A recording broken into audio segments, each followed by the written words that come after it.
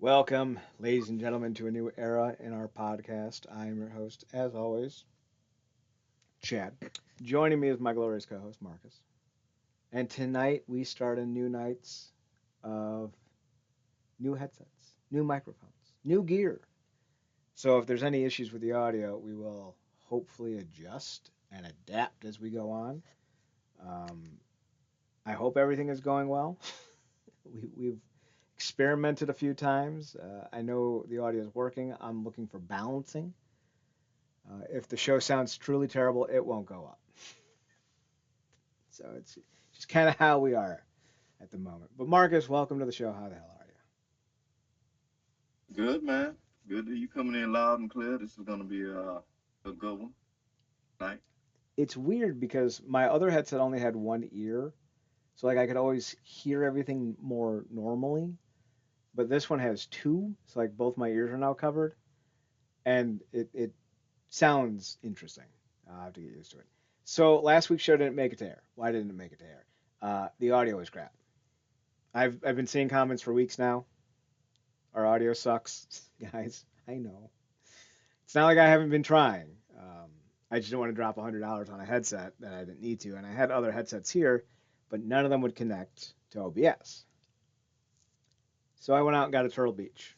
I didn't spend $100 on it; spent close. But everything seems to be coming in well, and hopefully we don't have any more issues. And we will adjust the um, volume and quality as we go forward. So hopefully everything is good. With that being said, what was not announced was on last week's show that didn't go, was that this week we would be talking about foreign talent being fumbled in the WWE. I wanted to talk about TNA, and then I saw Giovanni Vinci or whatever the fuck his name is pop up, and I'm like, never mind. Fabian Aichner, that's what his name is. I'm not enthusiastic about Fabian Aichner. He's a good hand, but like, how does he move the needle? You debuted him at the end of the episode after Leon lost, and like, we'll talk about that. We will talk about that, but we're gonna get through this first. This is the anchor of our show. So I went through the roster page just now with Marcus, and we went through every talent we think has been misused to a degree. Now we're going to start in the category of least misused to the most misused. If you're watching on YouTube, which is the only item we put up, so like you have to, you will see Gunther's less than attractive face and his receding hairline staring at you menacingly. Let's be very clear. Of all the foreign talent, I believe Gunther has been used the best. Now, what is our criteria? Because like we'll have some people like Stephanie Vaquer, Io Sky, they're not on here. Why? I believe potential being exceeded negates you from being on this list. I think Vaquer came out of nowhere. She had that one match in AEW, and everyone thought she was the cat's pajamas. She ended up getting signed by NXT or by WWE, and everything she's done, she's had a rocket strapped to her back, all without the ability to really cut any promos worth listening to, without being in any segments worth watching. Hell of a hand, very limited in the English language. So her being, where she is in the company, I think speaks volumes to her one in-ring ability, and two, the WWE's ability to market and promote her the way they have. I think she's exceeded expectations, so therefore she's not on the list. Same thing with Io Sky. She's not exactly known for her great English or her strong promos, but she's charismatic. People like her, and she does that stupid thing with her hands. She's exceeded the expectations. She's not on this list because her expectations were a little bit lower when she got signed compared to others. That's where this comes into play. We're looking at talent who have been fumbled, as well as talent who should have been bigger than they were based on the projections that they had. And we're starting with Gunther because I feel, even though he is the best used, most known, all that good stuff, when we evaluate talent, I still feel like they've missed the mark with him. Now, this is like missing a mark the way you shoot at a target and you're aiming for the heart, but you hit him in the shoulder. Like you're close, You're close. You still missed. And I feel like with Gunther, they've Imperium got done dirty. They cut Fabian Aichner twice. Um, his feuds have not been great. They put him with guys like John Cena and Goldberg and what have you. And Gunther is a demon in the ring. And they had him carry a bunch of dudes who couldn't even tie their own shoes anymore. And then everyone's like, well, he's not that great of a worker. Well, of course you're not going to think he's a great worker. He's not working with the greatest talents. We can pretend and live in little la la lands where guys like Goldberg and John Cena, despite being 50 and 60 years old respectively, are still elite level athletes who can do things that no one else can. We can live in that la la land. It's not real though. And I feel like they've really kind of bungled Gunther, having him lose to Jey Uso. That's a sin against God right there. It's worshiping false deities and then Jey Uso going over. Sins against God. Um, for the most part, though, I think Gunther's done well. It's just, he's in the WWE, so his booking opportunities are going to be limited. When you don't have a strong promoter, strong creative mind, this Gunther's what you get. Now, granted, like it could be Alex Wright bad, Deuce Wonder Kid, like he could be bad, like it could be real bad for him, but I don't think it's gotten that bad. So I think of all the bungle talents, Gunther's been the best used. Former world champion 2 times over, I think. Has retired X amount of guys. For the most part, I think he's close to where he should have been. Marcus, thoughts on Gunther? Yeah, I think he's one of those times that you really just can't deny.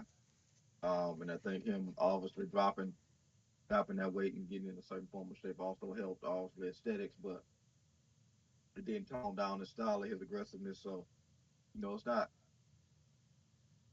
in the world full of up and coming new guys that are constantly breaking the ceiling of athleticism. He really does feel like an old throwback that is effective in the modern age. So, yeah, obviously, I think, like you said, him losing to Jey Uso felt like sacrilege, but that's because they felt like they had to get that victory to the one with the white hand at the time, which was Jay with the whole yeet and all that. But thankfully, that experiment's over. So we'll see. Now they got him going against the other roadblock, other company, excuse me, being Cody. So we'll see if they let that go. We'll see. Next up is Shinsuke Nakamura. If we missed the mark slightly with Gunther, everyone else on this list is truly and spectacularly been misused to some degree. Nakamura came in as arguably the third dude in New Japan. He Mm-hmm. was above AJ Styles and just below Hiroshi and just below Okada. They got an absolute stud. And what have they done with him since? He beat Sami Zayn in NXT. Maybe did he win the? I don't care if he won the NXT title. So many terrible. Who's the moron? Tony D'Angelo. He's NXT champion. The belt means nothing.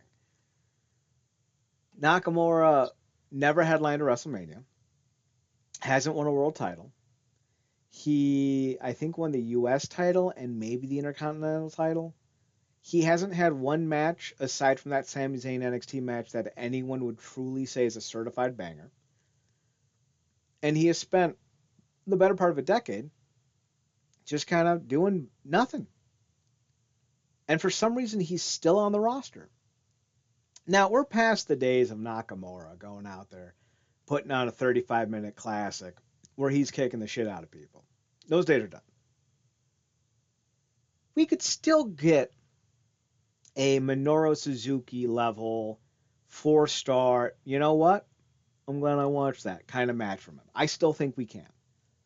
But we haven't. Like we've gotten weird like karate gi gimmicks, we've gotten weird face paint gimmicks. Like everything they've tried to do with him has failed because they don't know why he works. They don't know what makes him unique. And he's been an ultimate fumble. And honestly, he's only as high as he is because he did have a couple WrestleMania matches. And he did come in with all sorts of heat that you can't say about the rest of them. Marcus, Nakamura, thoughts. Yeah, it's incredibly mind blowing. It's kind of taking on all the way back. I mean, when I first started watching New Japan and I saw him, I was like, man, this guy's like. I was telling somebody else, this, I'm like, this guy like comes off like the Michael Jackson in New Japan. Mm-hmm. Uh, Presentation, the look, and all of it. And I mean, I was just awe-inspired by his entrance and the aura of it all. Then he get in the ring and he tear it down. Like you said, he was tuned in on that time. It was Tanahashi, it was Okada, and it was Shinsuke. And he came to WWE like you said, the hottest thing since fish grease. And then once he got out of NXT, it just no trickle down effect where I don't know if it's because he got comfortable at a point or the company got lazy or a combination of both. Um, but yeah, it didn't. He never got put in to maintain that level of cachet, and the feuds was bad. Like that whole thing with AJ Styles, where it just became him just low blowing Styles to dear God, and really can't recall any other stuff he did long term. Like you said, they tried to do this latest thing where he was had this face paint evil thing going on, but that didn't last long, and it's just back and forth, pulling him back and forth. One minute he's supposed to be this death dealer, next minute he's losing on a run in, or it's just too much back and forth from somebody that talented. So I don't know if they ever uh, really took him as seriously as they did than when he came into NXT. So it sucks, but I think some of it's on Nakamura too because I would imagine he's getting paid fair or whatever that looks like now, and I'm pretty sure he likes the beach. So he only has to do so much. He is a fan of the surf, that's for sure. Coming in at 3 is Asuka. Now, she did break Goldberg's undefeated streak. And I know some people will be like, well, that's a sign that she deserves to be off the list. And I would argue no, because Asuka at no point ever drew money like Goldberg. Never had a promo as good as Goldberg's, and Goldberg really didn't have a lot of good promos. And while she was a better wrestler than Goldberg, I think her impact on the industry is a tenth of what Goldberg had. So when all you have is the storyline results and not any of the tangible impacts, I feel like you don't get to rest on your laurels on that one. And despite the fact that she's arguably one of the 10 best female wrestlers of the modern generation, if not of all time, I do feel like you have to acknowledge that Asuka, after getting promoted to the main roster, did dick all. She was never seen in a lot of ways of being at her pre-call a pipe. Mm. She lose her streak to Charlotte Flair? She probably did. She Charlotte's the brick wall for the women. So that likely did happen. So it's one of those things where she started off so well, and in a lot of aspects, when she got signed, there wasn't the same floor for her. When people saw her getting called in and starting to work before really she started to get her groove going, I think people did not expect her to develop the type of ceiling that she has. So she kind of raised her own expectations, but in doing so, she met a loftier set of expectations after her streak and after her matches and the quality and delivery that she had for so many of them. And she never met those reset expectations. Now, that may be unfair to put her in this lot, but despite being a multi-time women's champion, I do feel that Asuka was never truly used properly. She was never really given like her own sense of identity. And after a while, she just got thrown in with all the other Japanese girls, which is what WWE was doing with Vince McMahon. if you looked kind of like one another, you were going to be in a stable with one another. Yeah. Legacy, the Hurt Business, or yeah, the Hurt Business. We had, the Samoans, the tribal chief of it all. We had what was it was Kyrie Sane, Asuka, and who? Io Sky. Yeah, Io Sky, Kyrie, and Oscar, the Kabuki Warriors. Not even a great name, just kind of like they thought of like, oh, what's a Japanesey name we can put in there that sounds cool-ish? And someone shouted Yeah, out it in the had back room, and someone shouted out in the back, Kabuki, and everyone's like, yeah, that'll work. No, and no then originality. kind of sucks too because it's like then they added like Dakota Kai in there, and I wanted somebody back. Well, that kind of sounds Asian. It's like what? Right? So, needless to say, she was better used than a lot of these people. Far better than where she should have been. That brings us to Penta. I thought Penta started off real bad. And truthfully, he's not had one great match, but he's also 40. So I think the era of expecting him to put out a banger is over. And the only reason he's not lower on this list is because he eventually did win the IC belt. And he did kind of have a focal point heading into a WrestleMania. Granted, a WrestleMania no one liked. But compared to where he was this time last year, they've used him better. Now, he was an absolute demon in Lucha Underground, and he won the world title in his first or second match in TNA. So, like, other people have used him better. But I still think, in general, he's done better than where he was, but he's not being used as well as he could have been and should have been. So, that's why he makes the list. Marcus, any thoughts on him? Yeah,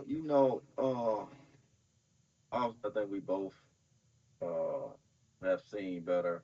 Um, but when we seen him at what we view as his peak, there was a different environment, a whole different set of narratives, a really different presentation and show. So if you take that away, and this is your first time seeing him in WWE, and you take his age, where he's at versus the Tanner landscape, would you still feel that way? What do you mean? Because if you take it, because we got something to, we have something to compare it to. Yeah, we've had two prior, three if we want to talk about his AAA run. So yeah, there are definitely better examples of how to use him. I don't think Yeah, they've used him well. I think of the three big, outside companies, be it AAA, TNA, and Lucha Underground, I think they have used him the worst. yeah, And I don't know if he's good enough to be used any better at this point. But I also need to point out that, if he had better writing for him, very yeah. easily he could be doing a lot better. Yeah, it's also weird because I said that I had to view it from the perspective of we didn't have those other instances to compare it to, but I wonder if the company didn't have those other instances to compare it to, if they would have just threw him in AAA immediately. Maybe, maybe, but his. No, I shouldn't say that. I was going to say I don't know if he is as popular in AAA as he is in the States. I don't know that answer. Yeah, I will say that a lot of his notoriety, though, comes from his time in the United States. When he got called up by Lucha Underground, he was not this guy. No one was talking about him in the same breath that we are now. There are people who will quite literally say he's the best luchador to come out of Mexico in the last 15 years, which isn't fucking true. It's not even true in the sense of guys who have been Americanized. But there are going to be people who say that. Now, I think a lot of what he is and has done has been because of his American connection, but I don't know if him going to AAA would have benefited him. It would have benefited the brand, but not, I wouldn't say him. Now, the next one's going to be a little bit of a shocker. I'm going to put Akira Tozawa on the positive side, or the mostly been used well ish, because he doesn't do anything great. Like, think about Tajiri. Wasn't a great promo. He had some charisma, but what he did was that those in-ring kicks were so violent that it set him apart from everyone. Like even Rob Van Dam, who was also throwing pretty impressive kicks, would be more elegant. They'd be more looping, more there'd be a bigger oval, more height, more style to his kicks. Tajiri just came in and went pat pat pat pat pat pat and just buzzsawed you. Hence the name. You look at someone like Shinsuke. Dude has charisma for days to the point where if Michael Jackson was alive, he would probably say that Shinsuke Nakamura is more charismatic than he is. When we look at Japanese wrestlers who come over, the ones who excel, truly excel, do something better than everyone else. They're either the best worker, the most charismatic, the most intriguing. They are willing to do the craziest of stunts. None of that is true for Akira Tozawa. He's not overly charismatic. He's not super funny like Kai and Tai. He's not the best in-ring worker like we've seen with other guys. But he's been around for like almost a decade at this point. And only like up until recently has he done anything that's of note, and that was when he was working with Otis and Maxine Dupree. Yeah. Now it feels like he has a bit of a personality, a little bit of a gimmick. I think he won a title, maybe the 24/7, maybe a tag team. Was it 205 Live? Maybe he won the 205 Live Cruiserweight title. I can't remember. Yeah. But he was never anything special, and yet he's found himself in a situation where he's still gainfully employed. He's still on television pretty regularly, and he's doing things that I don't think when he came in, what was it, 10, 8, 10 years ago, that anyone expected him to be doing. Like, who would have thought that a guy who's not really great at promos and doesn't put on bangers is still somehow in the company when Alex Shelley got fired?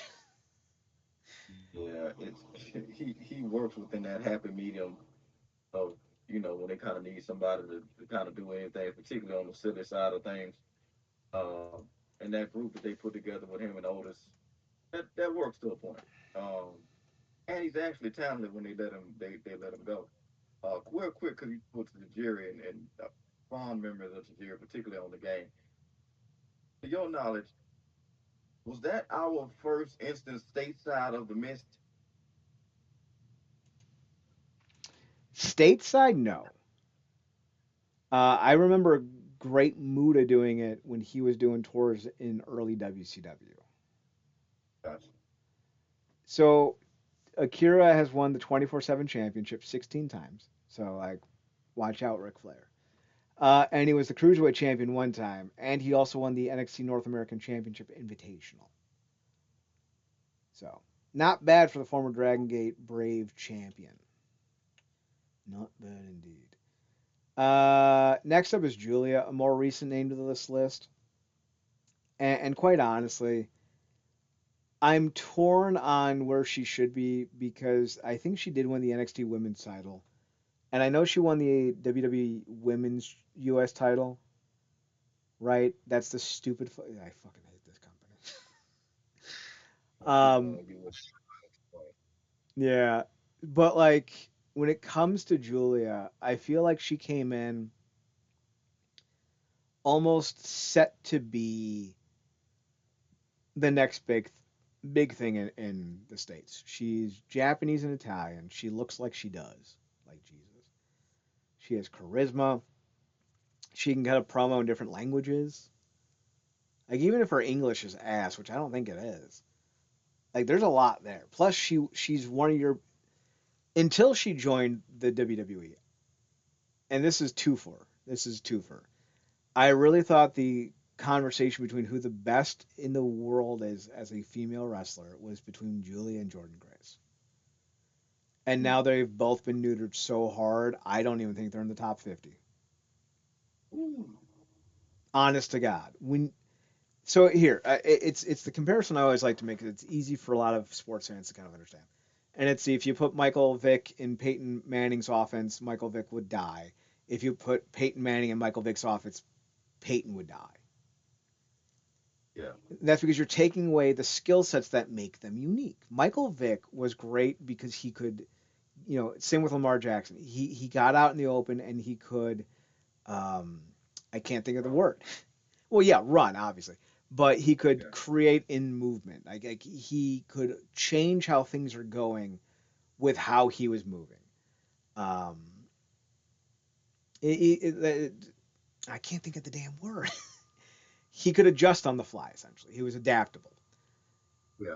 Peyton Manning would not take a step forward without 34 things being in the exact right place. And once that happened, he'd step back and throw a touchdown. It'd be the difference between, Brian Danielson and DDP. DDP had a bunch of great matches, but he'd plan everything out. Every single spot, every single moment was planned. While Brian Danielson, especially in Ring of Honor and in his earlier indie days, very much embraced the Ric Flair of all, like, let's just tell the story. With Julie and Jordan Grace, they are balls to the walls, fast, aggressive, strong. They throw hard. They don't take a lot of rests. They use a lot of energy, and they're hard to keep up with because of how talented they are, how athletic they are, and how well conditioned they are. They have been neutered by WWE's slower paced style and almost fear that they would go out there and make people like Rhea Ripley, Charlotte Flair, Becky Lynch, Jade all looks like they're standing still. They got neutered. They were told you're not on the top, so you're not going to go hard. And because of that, I feel like whatever aura, whatever type of notoriety they had, fucking gone. Just fucking gone.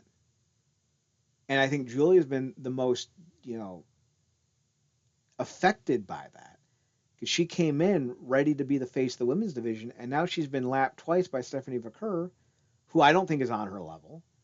Lola Vice, Mm. I think, has had a longer NXT Women's title reign than Julia, and if not, she's probably going to. And that's messed up because Lola Vice isn't even good. And Julia's just kind of fading away into the background. I don't even know when her last win was. We're gonna pull Yeah, up her cage match. and now it feels like she's gonna get potentially lapped if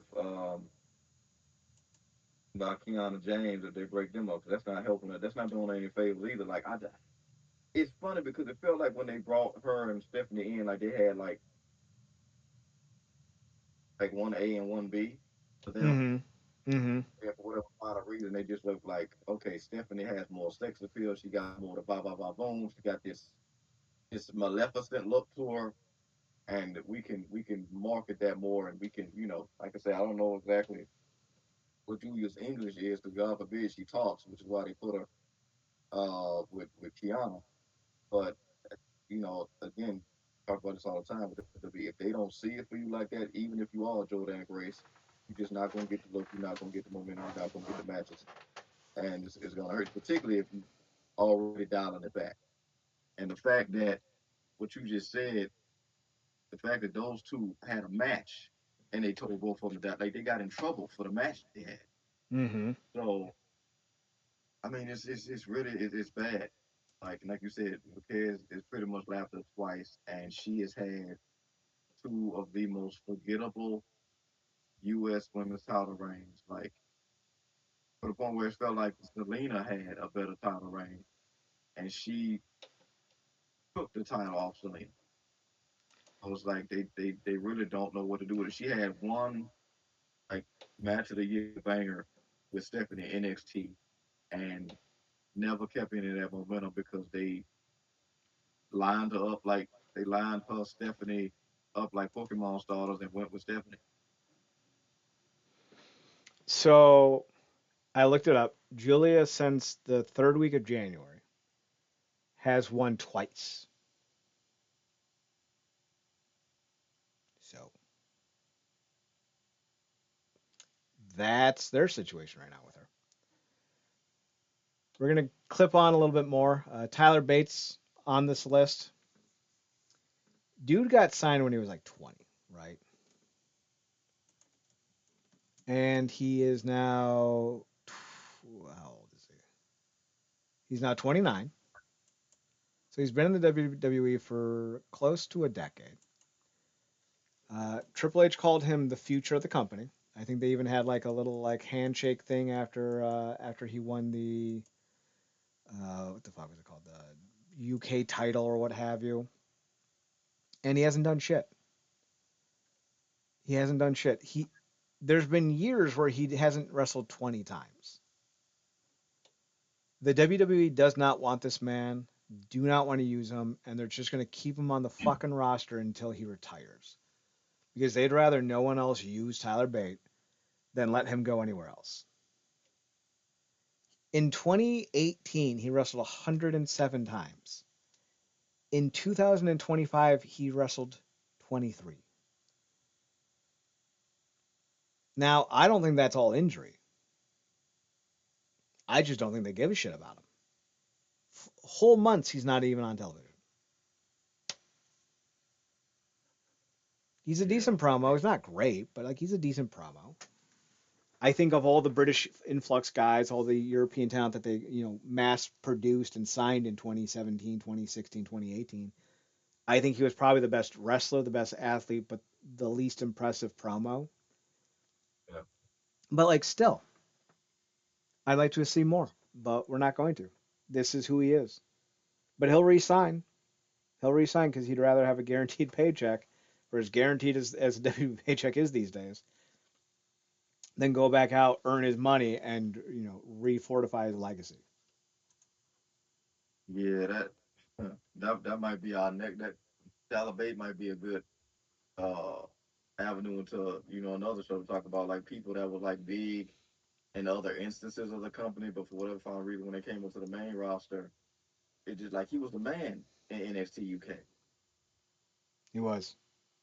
He was a man. Like you couldn't like and other names that we're gonna get to as well. And it's like, and I get it. They have a thing about size, and back then he was a literal baby face, really young guy, and now he's just the guy to them with the the facial hair and whatnot. They used to be the youngest um, guy in the group, and it's like they cut their NXT UK brand, and I think we talked about this how they kind of gutted the UK for that brand, and then cut the brand, and then took what bits they wanted to keep, and kind of just threw the rest of it back into the fray. Um, and also, I think the biggest name that came out of that into alleged superstar was probably Ripley at this point. Uh, in terms of names that's still around and in the spotlight. But I think Bates should have been in that too. But to your point, um, not necessarily the best promo, but they could have did so much more with him if they put him in position because his in ring is undeniable. Him and who was the guy with Mustache Mountain Prince Seven, right? Yes. Him and Mustache Mountain was killing it. Put them up against two guys in any company to me. But again, if they don't see it for you like that, you peak in places like the NXT UK or NXT regular, and they just for the found reason come on that main roster, and they just don't feel like they can market you to that audience. If you don't have a catchphrase or a catchy tune or a look that they can, you know, slam for dear God, like it's the weirdest thing. But like you said, he is probably one of the best talents that they have, and unless he's been injured for 2 or 3 years, he's just not doing anything. Right. Speaking of not doing anything, Angel Garza's next. Simply dubbed Angel. He came in as one of the most impressive dual talent luchadors out there. We saw what he could do in TNA for a little bit. He's again, his English isn't great, but he has charisma. He's a vibe. Dude came in, and now he's had some success. I think he won the AAA tag team titles recently with Humberto, I think his name is. But this dude's uncle, mind you, was going to beat Jeff Jarrett for the NWA title in TNA, and then he got popped for steroids. His uncle was, I think, one of the few guys to ever compete in a Royal Rumble and the World War III Battle Royal. I'll have to double check that. And he came in as a better athlete, more charisma. Usually, you don't get a better version of the wrestler that came before. You get a worse version. But Angel has done everything that you would want him to do, and yet the WWE has basically left him to do nothing. Even if we just take, well, he was not just signed for AAA because they didn't own AAA then. But even if we just take that stance, well, he's a AAA talent. He's WWE's arm into Mexico. Even if we believe that to be true, okay, guys like Mr. Iguana are still getting bigger singles pushes than Angel. Dominic Mysterio, the El Grande Americano, whatever the fuck his name is, are getting stronger pushes in the AAA than Angel is. Dude looks like this, and he's not being used to any degree that makes him stand out, that makes him unique. Was he a member of the LWO? Think of how bad that gimmick was that they just kind of fucking forgot about that group. Yeah. So, like, there's a lot wrong there, I think, personally. Any thoughts on Hell? Yes, remember that. Didn't he get into it or something? Get chewed out by Orton or something? Is that the Maybe. guy that got? Um. I couldn't tell you. But yeah, There's so much stupidity in this company. yeah, yeah. So I hell, yeah, he's another one. Sold out in 205 Live. I think he got the title. I think he was him and Leo Rush was killing it for a minute, and then they just that's another thing they do when you mention it when they get to the main roster. If they don't see you as a super standout, they will lump you right next to the person of the same ethnicity or what have you, and that's it. Hmm. And that's exactly what they did with him. Angel was not in the new LWO, by the by. I just looked Yeah, I it up. think yeah, that was that was Santo Escobar and DJZ, and I forgot the other guy. They also had Zelina Vega with 'em. Cruz del Toro. Now Yeah, that might have been. he was in the Legado del Fantasma gimmick. That was Escobar, Cruz del Toro, Joaquin Phoenix. Well, I'm sorry, Joaquin Wild, Electra Lopez, who I don't even know who the fuck that is. Jesus Christ. Zelina Vega, Angel Humberto, and I think he and Berto won the AAA titles together.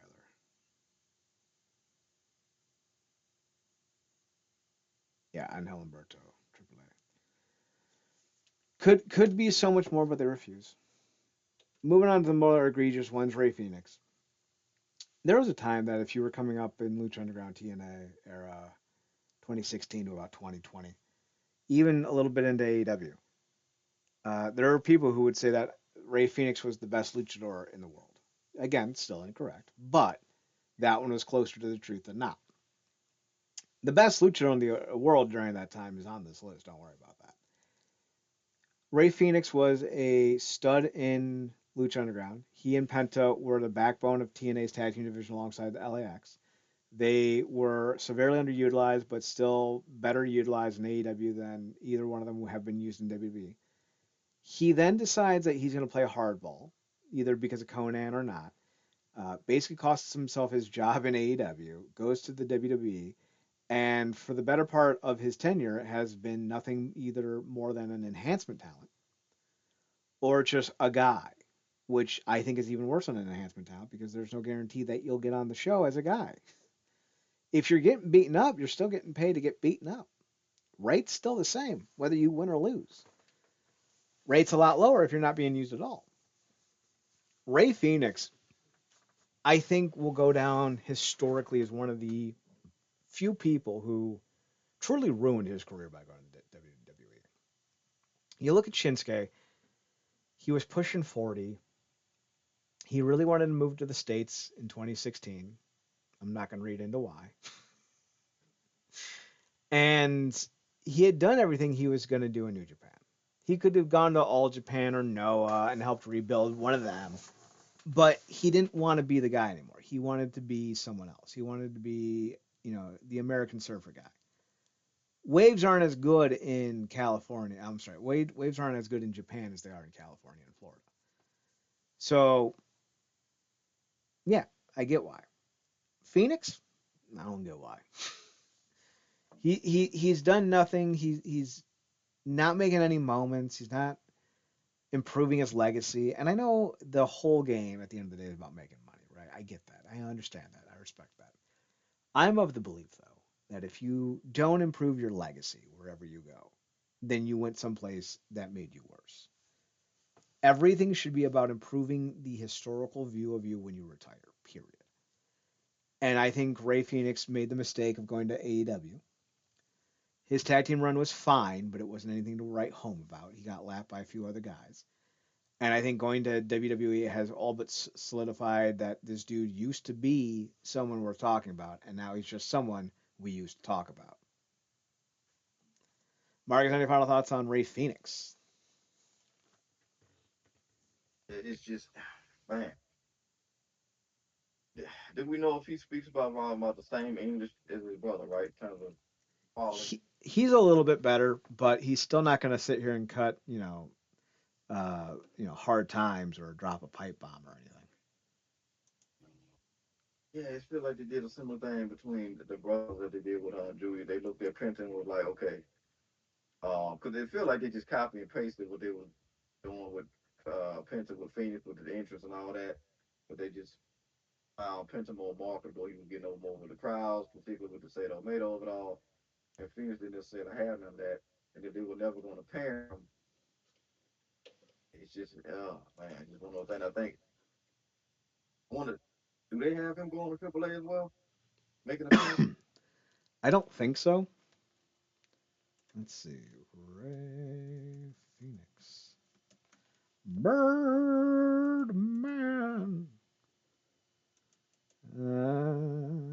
Yes, he's been wrestling in AAA.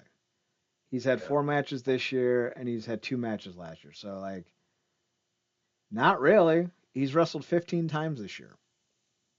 Yeah, it's crazy because it feels like AAA is going to be one of those things where because that exists when it comes to their foreign talent, particularly their Latin talent, they're not going to be too much motivated to do anything extraordinary with them on the main roster unless they put you in a position like Penta when they can just kind of slot you down there and make it feel like you're more seamless fit down there than on the main roster.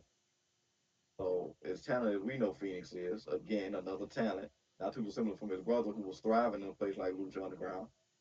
And then him and Penta had a solid run as a tag in TNA, even though he almost freaking capped himself in TNA. But yeah, he's just another one of those names that like the last time he had a big match for me, he was putting over Trick. And he barely they did the thing was kind of like he escaped Phoenix and didn't necessarily he beat him. Uh he won the match being necessarily beat him. So I don't know. It's one of those things. And it's another thing too, because it's like I feel like for them, their standard is Rey Mysterio, but look how they treat Rey Mysterio. Yeah, he hasn't done much since coming back. And then when they want to prop up a luchador, they'll put them with Rey Mysterio, who they're also not doing nothing with, and then make that a faction around Rey Mysterio, and then never really properly use Rey Mysterio to prop those people up. So it's they even had seemingly Rey Mysterio anoint him as the next guy with the mask, and then down the ladder he went. Speaking of down the ladder, we went. Ilya Dragunov. Holy shit. Dude was a monster. Him and Gunther had probably the only match in NXT UK history that is really worth taking a look at, post fact. And maybe the inaugural tournament for the champion where Bates and Dunn met in the finals. But aside from that, like, and this dude has done nothing all year. Like, he had that moment with Brock Lesnar where Brock just noped him and threw him out of the ring. And everyone at the time, all the WWE fanboys were all like, "Yeah, that was so cool." And now everyone's like, "Where's Dragunov?" You saw where Dragunov went. You saw where he went. He got thrown out like trash. That's where he went. I don't know if there's any reviving him. They don't seem to really want him, and I think they're just afraid that he would go to AEW at this point. And why wouldn't they? Look at what they're doing with Ciampa. Ciampa has been a guy who, for 12 years, has befuddled me as to why people like him. Because there are Mm. better wrestlers, better promos, better looking, better curated, more unique talents that exist in this world. And yet Ciampa is still seen as this one of one kind of guy, and I don't get it. So if they get Dragunov, who is one of one, who is a vile, crazy ass son of a gun, I think they'll get themselves a gem, and WWE is terrified of that. I mean, the dude is such a hard ass. You ever realize that he has a broken nose that's set wrong? If you look at his WWE photo from his roster page, his nose is crooked because the Mad Bastard probably got cracked in the face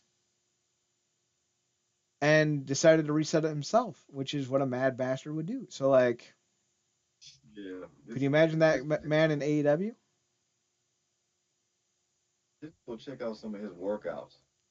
Like it's insane. But yeah, I mean, from the NXT UK, most of what I checked out in length was the Tyler Bate, and then later the matches he had with Gunther, which were all match of the year candidates. Um, yeah, what they've done to the talents like him and Carmelo was criminal, and the fact that when they put them together, they were the best thing on SmackDown by a country mile, really by a galactic mile, with how that show's gone and it has been. It's and the fact that these two are now barely on TV. It's I don't get it with Ilya. Uh, to me, he really is that guy, but it's also a thing that you brought it up. It really feels like what they did that thing with Rock. Like for what find a reason he never recovered. And I wonder if there's another thing. And speaking of in that yoke of a guy like Melo, if they do see it in terms of the size of it all for those two, which is also dumb because look what they do with everybody else they like. I'm like, how you still ranking Jay over those two? Someone's going to. Someone's going to. Speaking of another name that high on the list in terms of fumbled, Pete Dunne. I know he's one of the cappuccino Americanos or whatever the fuck we're calling him down in AAA. This dude came in as the face of a brand, and in less than 10 years is a forgotten afterthought. And many people think that he's just going to become an agent at this point because what else does he have to do? You can only repeat the same bottom rung stuff before you get bored. This is another killer that if you put Pete Dunne and Ilya Dragunov in another company, they're probably winning the title. They're probably headlining. But for some reason, size, they're not being used the way they should be. The dude came with one of the hardest nicknames of all time, the Bruiserweight. And we've kind of just forgotten about that now. And that's, case in point. He got made to be a normal dude. So, like, I don't know. I don't know where we go from here with Pete Dunne. Look, man, you look Ilya Dragunov, Tyler Bate, Pete Dunne, and you put Booth on that team. That's the UK Avengers Mm-hmm. or the UK. I don't know.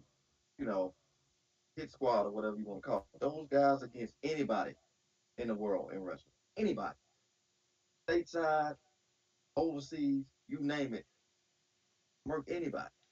Mm-hmm. And who you say they got him doing now? I think he's one of the masked Grande Americanos. with he's one of the guys with the guy who was with Gunther, uh, that's playing Americano. This is Yes. this is ridiculous.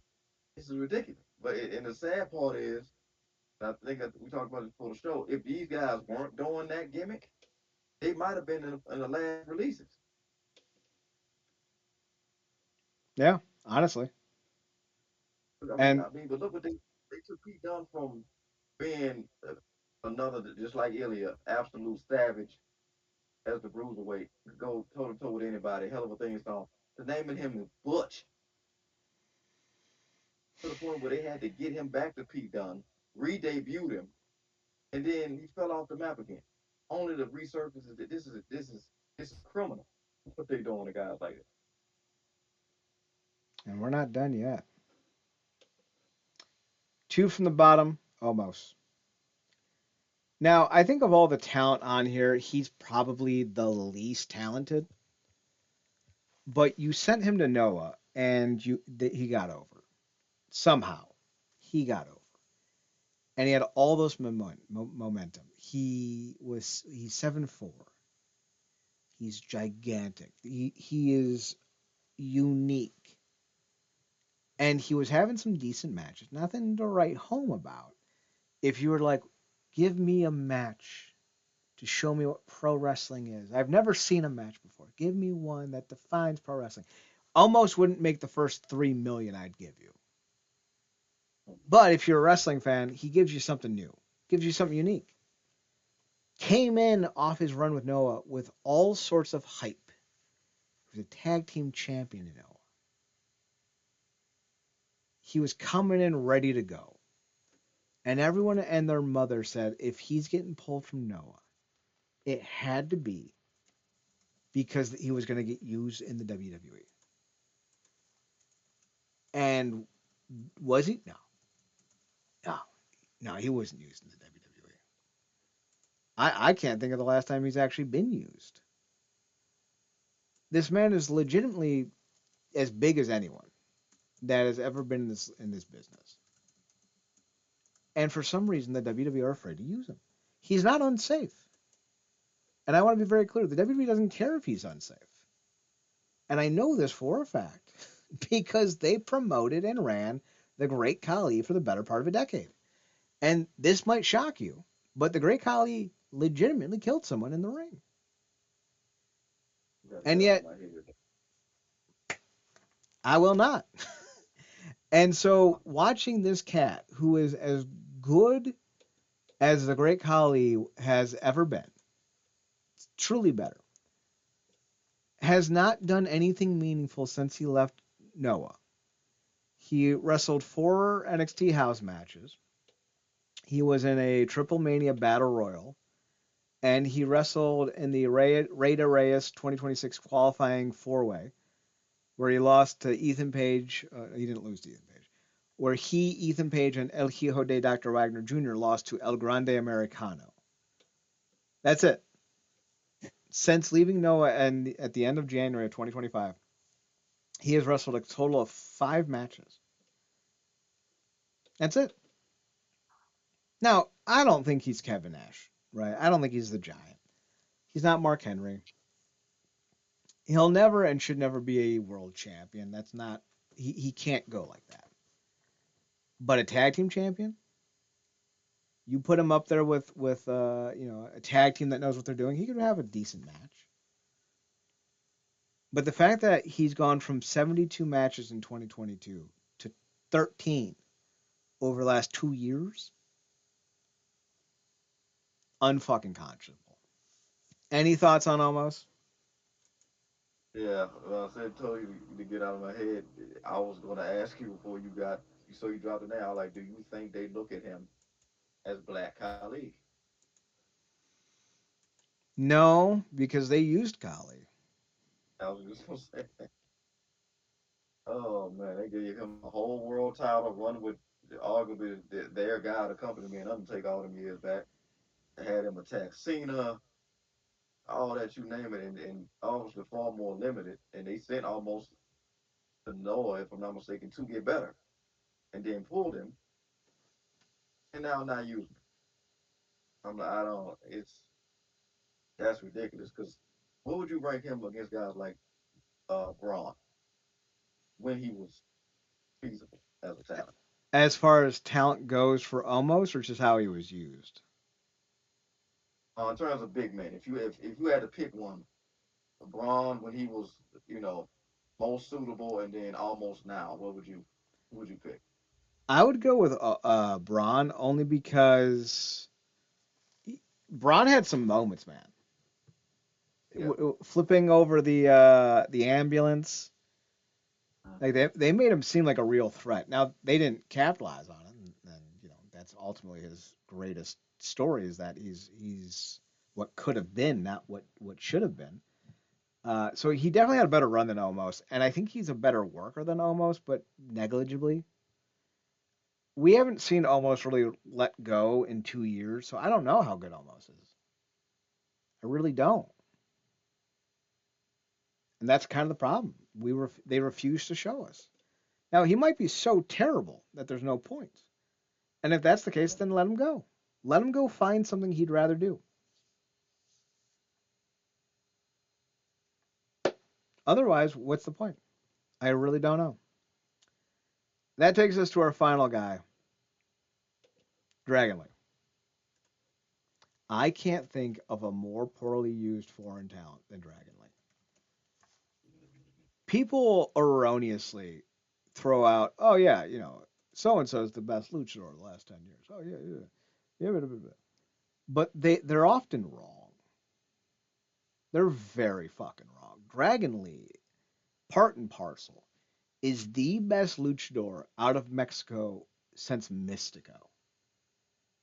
He is truly one of a kind, and he still gets used quite a bit.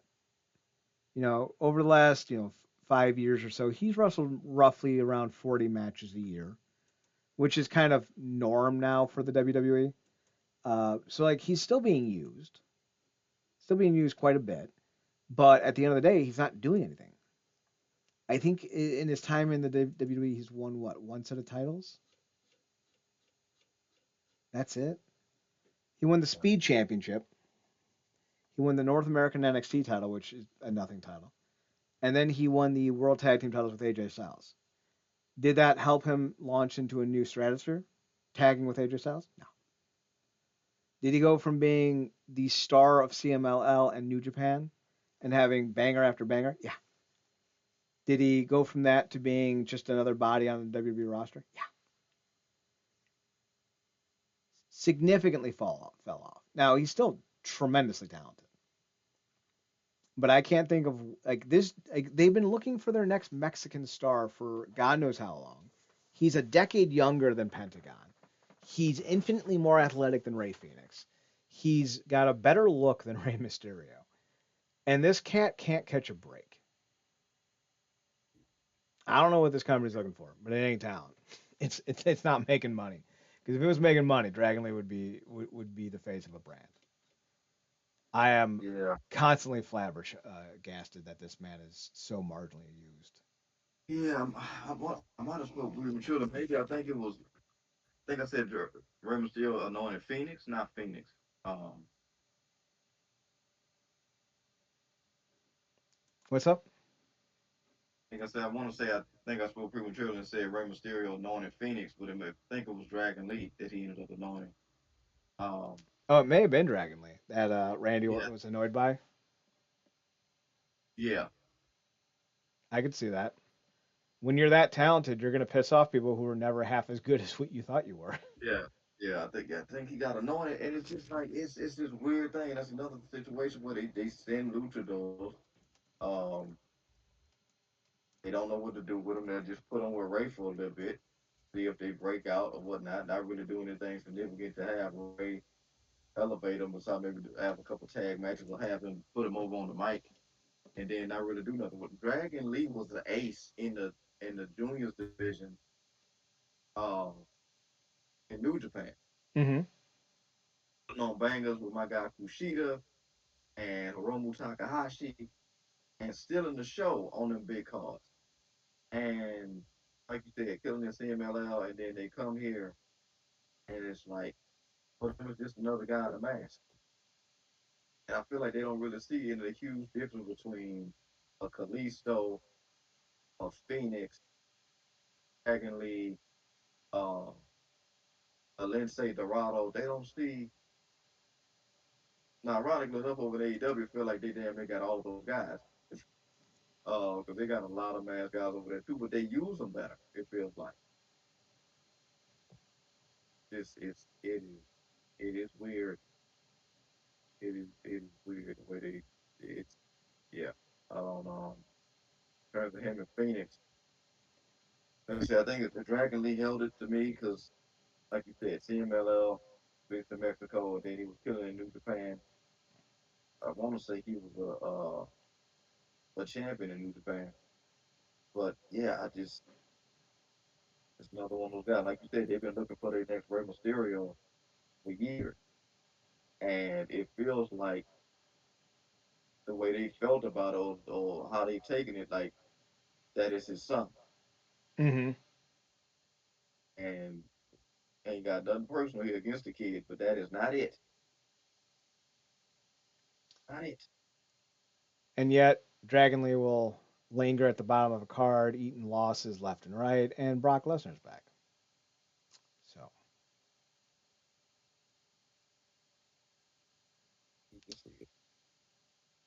we can't have anything nice. The Cavs are winning, so that's cool. Yeah, man, I seen that, man. Who was the? Because this is crazy. Like LeBron got knocked out, Mm-hmm. and now the Cavs are back in a position I guess he would have had him in years ago. Yeah, all thanks to a well-constructed team. Because I'll tell you what, it ain't because James Harden. He's been playing like ass. He's But abs- James is in Cleveland. LeBron James is in LA. James Harden is in Cleveland. He got traded out of LA for Darius Garland. Yeah, that's what I was saying. James Harden is in Cleveland. That is. Hmm. How many teams has he been on in the last half of a year? Like 6 or 7. Jeez. He's not good, and they're gonna pay him a lot of money, and I don't know why. He's not good. Yeah, because that's what I was. That's like I know LeBron's in LA. That's most of the headlines every other day. But I'm like James Harden is in Cleveland, and that's getting no play because I've not heard anything about that. Yeah, unless you're following the NBA regularly, you're not going to hear about it, and that kind of goes to show you the issue with That with that is uh, with James Harden. that is insane. Like he's literally just a journeyman now compared to where he was in terms of status years ago. It's crazy. I think that'll take us to the end of the show. I don't see anything really worth talking about. Heidenreich's about to do some appearances. That'll be dope. Go support Heidenreich. I don't like Yeah, when that's wrestlers feel like they can't come back to the scene. And like Heidenreich was never great, but he was fine. And it'll be great to see him back in the scene. I'm happy about that. yeah. I mean that's it. I mean he's on the Dead Reckoning 2 game that I got from GameCube. He was an interesting one during the time he was out there in like 2004, 5, and all that. Um, but yeah, I mean a name that comes to mind when I think about guys I'd like to see come back, and I want to get your take on this. Like I think about Matt Morgan every so often. Yeah, he's still kind of around the scene, but he's actually like a politician now. Yeah, I don't know if he's a mayor. He's in a city down in Florida, and he's like an elected official there, or was. So, all right, that'll take us to the end of the show. Hopefully, the audio is better. We'll listen it back and upload it and see how we can do things better next week. Right now, I don't have any idea for what our next show will be. We'll figure something out. We always do. With that being said, though, let's wrap it up. Check us out on the website, realnerdcorp.com, REALNERDCRP.com. I'm posting more stuff on there, so you can go check out and read some of my ramblings. What's the most recent thing I put up on there? Oh, good. Critical error on the website.